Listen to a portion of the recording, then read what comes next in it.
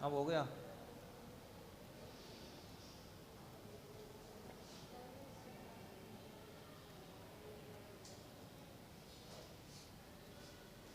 ठीक है, तो बेटा एक बार दोबारा स्टार्ट करते हैं। पिछली वीडियो में थोड़ा सा एरर आ गया था।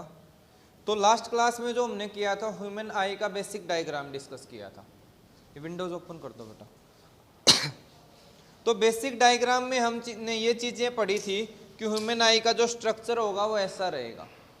उस स्ट्रक्चर के अंदर जो आउटर लेयर थी ये क्या थी, कॉर्निया।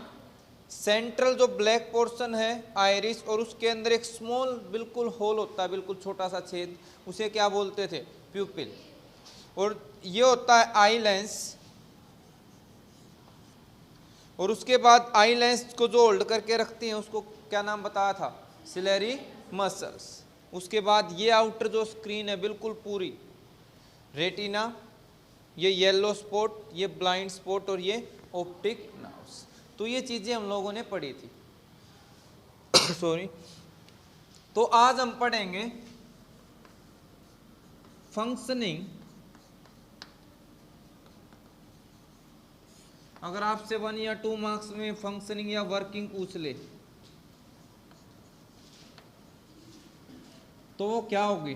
डायग्राम दोबारा बनाने की ज़रूरत नहीं है, बस अपनी प्रैक्टिस के लिए बना लेना, ताकि आप इसको मेंढक से मछली बना पाओ। मेंढक मत बनाना, कहीं दो हाथ और कहीं और निकाल दो।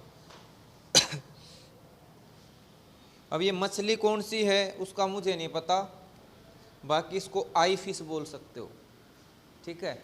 जेली फिश जैसे होती है तो ये आई फिश, यानी सिंपली आई रहेगा।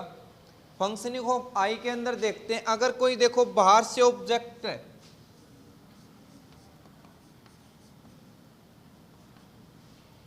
बाकी मैं पार्ट्स रब कर देता हूं।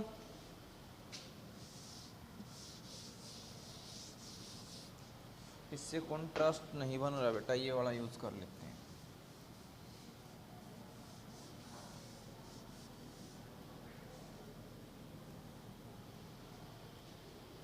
तो यहां से लाइट एंटर करेगी,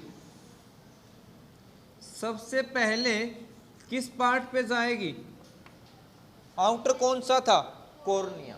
फिर कॉर्निया के अंदर एंटर होगी, किसके अंदर, आइरिस, और आइरिस के अंदर होते हुए प्यूपिल से अंदर एंटर कर जाएगी। क्या कर जाएगी, एंटर कर जाएगी। उसके बाद ये जाएगी लेंस पे, और लेंस इसकी इमेज कहां बना देगा, उस ऑब्जेक्ट की,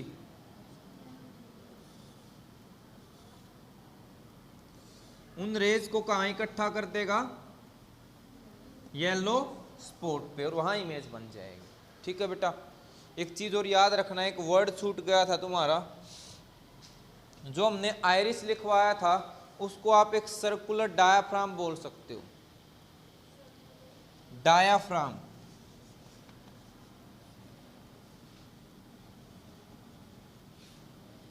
जो मसल से बना हुआ होता है, तो कई बार पूछ ले कि कौन सा पार्ट है जो डायाफ्राम की तरह काम करता है, तो ये हमारा एक सर्कुलर डायाफ्राम, एक झिल्ली होती है ना, जैसे बायो में झिल्ली पढ़ते हो, लेयर पढ़ते हो, उस टाइप से, तो वो नाम होता है। तो वर्किंग का डायग्राम समझ आ गया। तो स्टार्ट करते हैं, क्या रहेगा, लाइट फ्रॉम एन ऑब्जेक्ट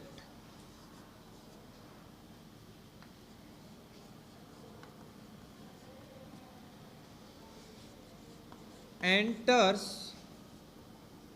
ये ई एक्स्ट्रा आ गया, enters through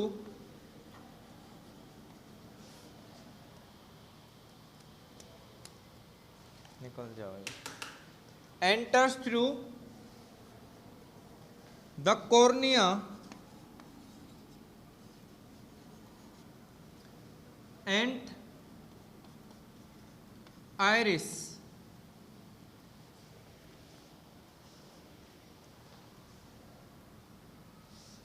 इतना लिखो। Then it enters into pupil through iris, iris से होते हुए।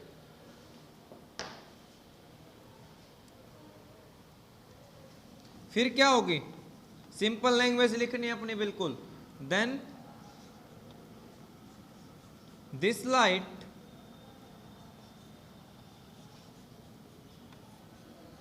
फॉल्स एट आई लेंस, क्या होगी, आई लेंस पे गिरेगी।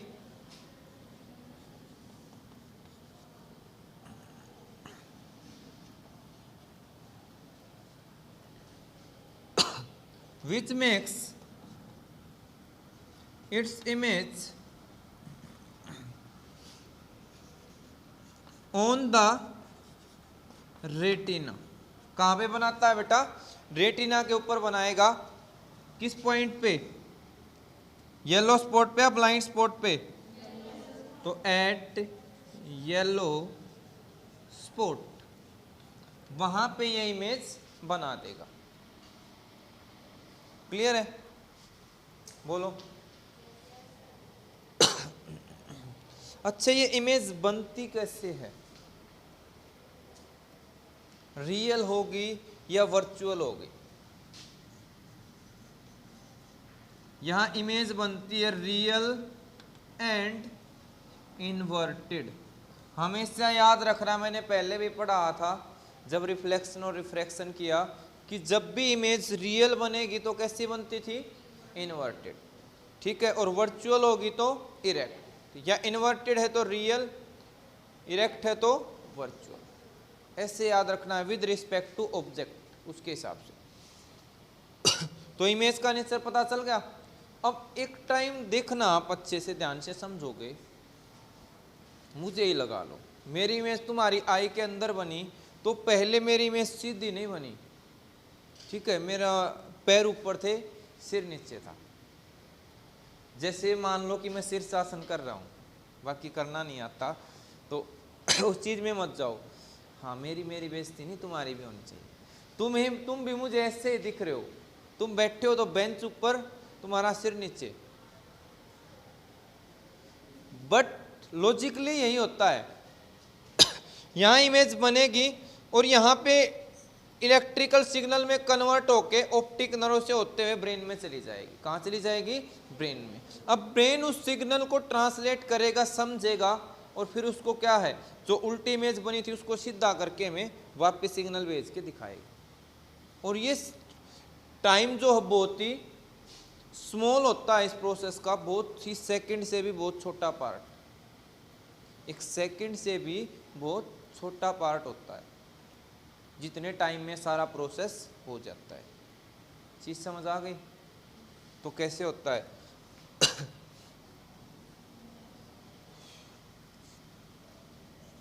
At retina,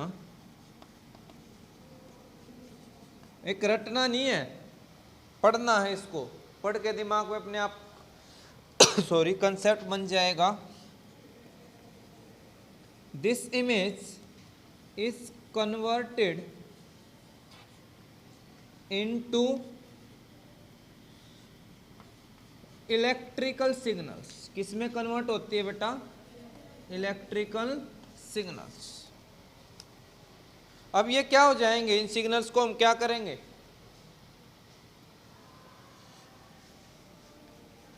these signals are transmit या send लिख सकते हो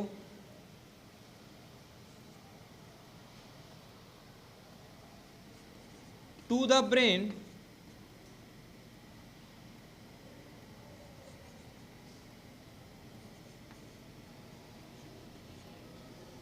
वाया, किन के द्वारा, ऑप्टिक नर्व। वाया का पता है किसी को क्या होता है,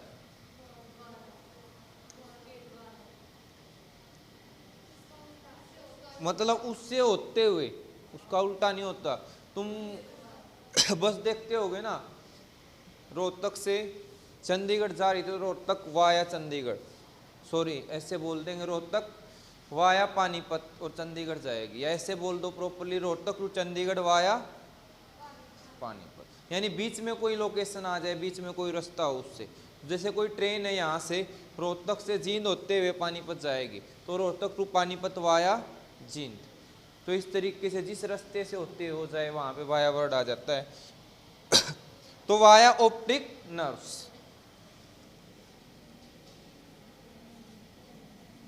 Our brain then translate, sorry,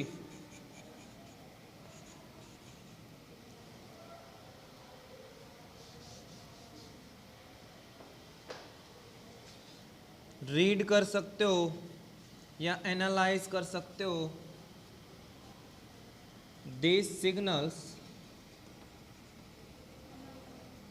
and then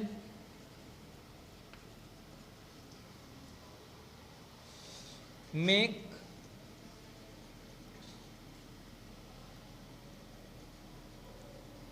erect image. कैसी इमेज बनाएगा? इरेक्ट। तो आई होप इससे नीचे का आपको दिखाई नहीं देगा। तो लास्ट में जो इमेज बनी वो कैसे बनी बेटा? इरेक्ट। तो ये रहता हमारा आई का प्रोसेस। तो आई होप अच्छे से क्लियर हो गया होगा। ठीक है, तो फटाफट नोट करो। तो ये था बेटा बेसिक जो वर्किंग प्रिंसिपल होता है आई का, वो समझ आ गया होगा अच्छे से। ठीक है, अब नेक्स्ट टॉपिक पढ़ते हैं फ्यू डेफिनेशंस।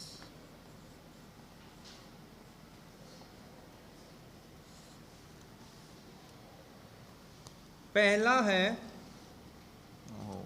अब ये परेशान करेगा भाई, नियर पॉइंट। पहला क्या है? आई का नियर पॉइंट। देखो, अगर जिसकी आंखें बिल्कुल एग्जैक्ट हैं, बिल्कुल सही हैं, करेक्ट हैं, ओके, जिसको 6/6 बोलते हो आप, अगर वो हैं तो क्या होगा? पर आजकल मुश्किल से ही मिलती हैं, है ना। छोटे छोटों को बड़े मोटे मोटे चश्मे चढ़ जाते हैं, और अगर वही चश्मे मोटे मोटे को चढ़ जाएं तो बड़ा क्यूट लगता है बच्चा, है ना। कोई मोटू सा बच्चा और उसको चश्मे मोटे मोटे चढ़ गए तो अच्छा, कुछ तो ट्राई भी कर रहे हो पर मोटू नहीं लग रहे तुम कोई भी। तो उसकी बात कर रहे थे। नॉर्मल एक हेल्दी आई जो है वो बिल्कुल जीरो डिस्टेंस से लेके इनफाइनाइट तक देख सकती है, बट अगर आप 25 सेंटीमीटर से कम पे देखोगे, अगर आप थोड़ी सी देर देख कर देखना, कुछ टाइम बाद आंखों पे प्रेशर, दबाव सा महसूस होना शुरू हो जाएगा। यहाँ पे स्ट्रेन फील होगा आपको, एक प्रेशर लग रहा है जैसे। तो फिर ये देखा गया, अगर आप 25 सेंटीमीटर उससे आगे का डिस्टेंस देखते हो तो आप बिल्कुल, आपकी आई रिलैक्स रहती है, कोई प्रेशर नहीं रहता। तो जो ये आई से लेके 25 सेंटीमीटर वाला पॉइंट है, इस पॉइंट को क्या बोला गया है? Near point. यानी आई के नजदीक वाला वो पॉइंट जहां तक हम क्लियरली देख सकते हैं बिना आई पे प्रेशर पड़े। चीज समझ आ गई? बोलो, ठीक है ना। ओके, आगे चलते हैं। अब यहां से लेके जितना मर्जी आगे तक चले जाओ, जहां तक आपको दिखता है क्लियरली, जहां तक दिखता है वो आपकी आंख का क्या होगा? Far point. वो क्या होगा? Far point. तो चीज समझ आ गई? बल्कि इसको नियर फार पॉइंट भी बोल देते हैं या फार ऑफ भी बोल देते हैं, पर फार पॉइंट ही लिखो। तो डायग्राम भी अगर बना लोगे थर्ड में भी तो और अच्छी आपकी पिक्चराइजेशन हो जाएगी। तो तीसरे में फिर से डायग्राम बना लेना। तो नियर पॉइंट की डेफिनेशन लिखवा देता हूं, चलो यहां लिख लेते हैं, फिर कहोगे सर मिक्स कर दिया। अभी न्यू एजुकेशन पॉलिसी आई नहीं, आपने अभी से पहले खिचड़ी बनानी शुरू कर दी, है ना। तो ऐसा नहीं होना चाहिए। इट इज द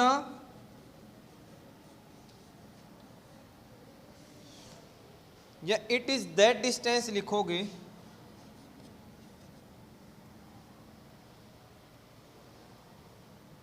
पॉइंट की बात कर रहे हैं ना। It is a point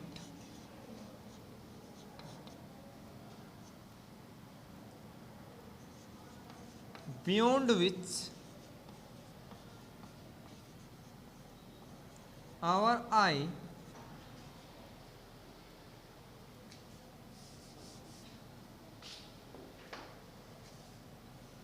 can see clearly without, ये वर्डिंग लिखनी बहुत जरूरी है, विदाउट एनी स्ट्रेन और प्रेशर। स्ट्रेन लिख रहे हो तो इन आ जाएगा, प्रेशर लिख रहे हो तो ऑन आ जाएगा। तो बिना किसी प्रेशर के देख सकती है, बियॉन्ड मतलब उससे परे। उस पॉइंट को क्या बोलते हैं? Near point. अब अगली डेफिनेशन हो आती है, आई से लेके नियर पॉइंट। देखो पॉइंट होना और एक डिस्टेंस क्या सेम चीज होती है? अलग अलग होती है, क्योंकि यहाँ से वो कॉर्नर पे पॉइंट है, वो एक लोकेशन, और यहाँ से वहां तक की लेंथ क्या है? डिस्टेंस। तो द डिस्टेंस ऑफ आई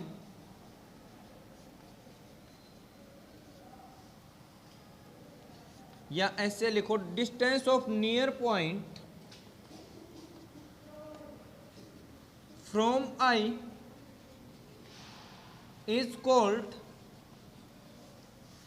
ध्यान रखना भी बड़ा अजीबो गरीब नाम है,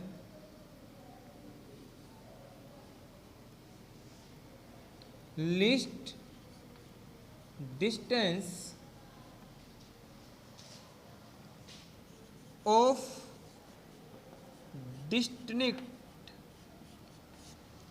डिस्टिंक्ट विजन। स्पेलिंग चेक कर लेना भाई, इंग्लिश हमारी थोड़ी सी तकनीकी रूप से खराब है। तो डिस्टिंक्ट है या डिस्टिंक्ट है तो चेक कर लेना। पर इसका मतलब मैं पक्का बता दूंगा आपको, इसका मतलब होता क्लियरली, अलग अलग, स्पष्ट रूप से।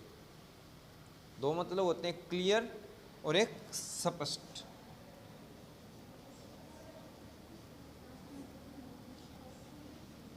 अलग अलग, ठीक है? तो समझ आ जाएगा। उसको किससे लिखते हैं? Small D. तो ये तो पॉइंट हो गया एन, और यहां से यहां तक का जो डिस्टेंस है डी। और एक एलडी आई के लिए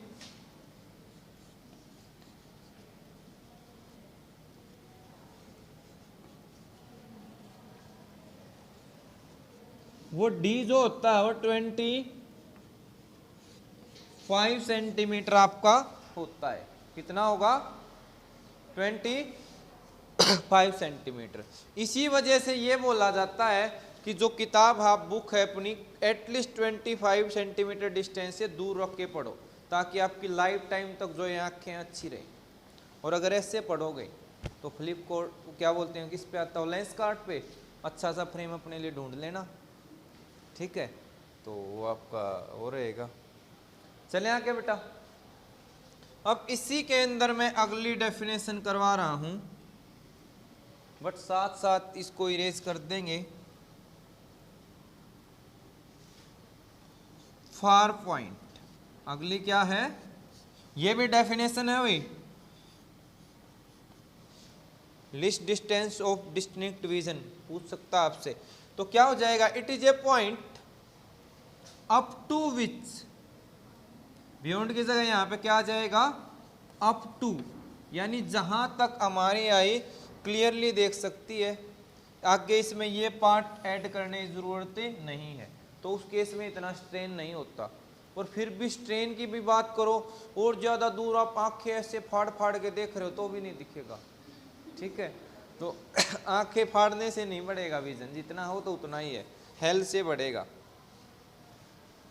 ठीक है? तो वो डिस्टेंस होता है इस पॉइंट का, उसको कुछ नाम नहीं दिया गया है, वो होता है infinite. Distance of far point from eye is, वो क्या है? इनफाइनाइट। इनफाइनाइट जिसके बारे में पता नहीं, वेरी वेरी वेरी लार्ज, ठीक है, बोलो। वो पर तुमने नहीं पढ़ी होगी, वो एक हरियाणा जी के टीचर पढ़ाते हैं, बड़ी हरियाणवी लैंग्वेज में, बड़ा अच्छा। हरियाणा जी के भाई बी के बड़े अच्छे टीचर हैं। तो वो कहते हैं ठीक है ओके रिपोर्ट, तो बता दिया अगर ओके रिपोर्ट या नहीं है। समझ आ गया ना? ठीक है, अगली बात पे चलते हैं। बिल्कुल, आई के पास एक और खास प्रॉपर्टी है जिसका नाम है ओकोमोडेशन। क्या नाम है?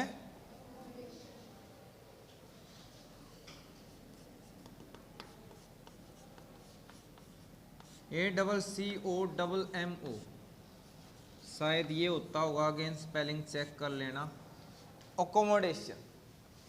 तुमने एक चीज देखा होगा, आई की खास प्रॉपर्टी होती है, वो नजदीक की चीजें देख रही है तो फोकल लेंथ कम कर लेती है, और दूर की चीजें देखती है तो फोकल लेंथ बढ़ा लेती है। तो वो अपने आप ही फोकल लेंथ को एडजस्ट कर लेती है, चेंज कर सकती है। इसी एबिलिटी को क्या नाम दिया गया है? ओकोमोडेशन। समझ आ गया? एक बार फिर वर्डिंग से देखते हैं। Ability of eye to change its focal length. Change में दोनों चीजें आ गई, इंक्रीज और ये नीचे decrease. Its focal length is called, क्या कहोगे? ACO, इस तरीके से ओकोमोडेशन। क्लियर हो गया? एक लास्ट डेफिनेशन पे चलते हैं, फिर टॉपिक आज का खत्म समझो। काम तमाम हो जाएगा टॉपिक का काम तमाम करना है, आई का मत कर देना, ठीक है? कहीं ज्यादा रजाई में घुस के फोन यूज करते होगे ना, बहुत गलत होता है। लो लाइटिंग में कभी नहीं पढ़ना चाहिए। सबसे ज्यादा केसेस में रिसर्च की गई है, तो एक चीज ध्यान देखना, जितनी भी आंखें खराब मिलती हैं अब ज्यादा इस लॉकडाउन पीरियड में, बच्चे क्या करेंगे? रजाई ऑन, मोबाइल ऑन, एंड दे टनाटन टन टनाटन फ्री फायर या पता नहीं क्या क्या खेलते रहते हैं। तो कभी भी पता नहीं, पबजी को तो कब्जी हो चुकी है कब की। अच्छा, फिर से पेट साफ हो गया, चलो भाई। ठीक है, पर मतलब खेलना भी है तो कम टाइम के लिए खेलो, एंटरटेनमेंट भी जरूरी है। बट ध्यान रखो, रूम की लाइट ऑन होनी चाहिए। रूम की लाइट तब ऑफ करो जब आप सोने को चले जाओ, उससे पहले 10 मिनट भी आपके लिए नुकसानदायक होंगे। आगे चलते हैं। बाकी किसी को चश्मे का डिजाइन पसंद आ रहा है तो उसके लिए अलग बात है, उसको लगवाने ही हैं तो उसके लिए मैं मैसेज नहीं दे रहा।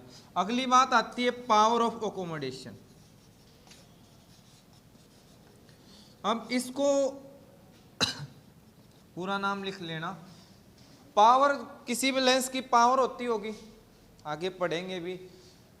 पावर ऑफ ए लेंस पढ़ी थी ना शायद हमने रिफ्रैक्शन के अंदर, कि एबिलिटी टू कन्वर्ज और डाइवर्ज, जिसको डायप्टर में मेजर करते थे। इसे आप देसी भाषा में बोलते हो कितने नंबर का चश्मा है ना, और हम कॉन्फिडेंस से बताते मेरा तो इतना बड़ा है, मेरा तो ऐसे ही बड़ा है। 1.25 का कहेगा क्या, मेरा 1.5 नंबर का है, किसी का 2.5 का चढ़वा लो। तो डायप्टर होती है, पावर होती है, उसका नंबर कम ही रहे तो अच्छा है। तो यहाँ पे जो वो क्या कर रहा है, इंक्रीज या डिक्रीज कर रहा है फोकल लेंथ को, तो मैक्सिमम कितना या इंक्रीज या कितना डिक्रीज कर सकता है, उस मैक्सिमम वैल्यू को क्या नाम दिया गया है? Power of accommodation. तो it is the maximum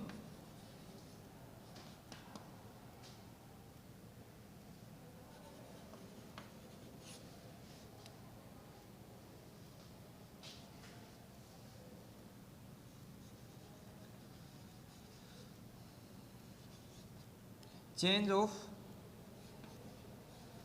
focal length of eye. दोनों मिलते जुलते से हैं, या पूरा वही वर्डिंग लिख लो, maximum ability of eye to change its focal length. Eye to change its focal length. बस इतना करके टॉपिक ख़त्म करते हैं।